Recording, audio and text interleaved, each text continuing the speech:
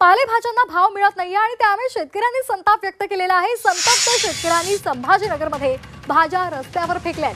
पैठणच्या पाचोड बाजारातली ही घटना आहे। भाज्यांना भाव मिळत नसल्यामुळे शेतकऱ्यांनी चिंता व्यक्त केलेली आहे आणि त्या रागातूनच त्यांनी रस्त्यावर भाज्या फेकलेल्या आहेत। भाज्यांना भाव मिळावा यासाठी सरकारने उपाययोजना कराव्या अशी मागणी सुद्धा आता या शेतकऱ्यांकडून केली जाते। हे दृश्य आपण पाहतोय।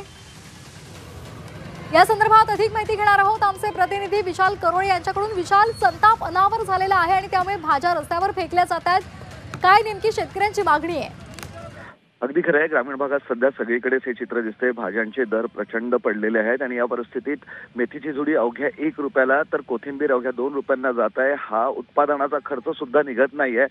त्यामुळे काहीतरी आम्हाला मदत करावी, अन्यथा भाज्या रस्त्यावर फेकण्याची वेळ आल्याचं शेतकरी सांगतायत। पैठण तालुक्यातील पाचोडचा ही बाजारपेठ आहे। मोठा आठवडी बाजार तिथे असतो।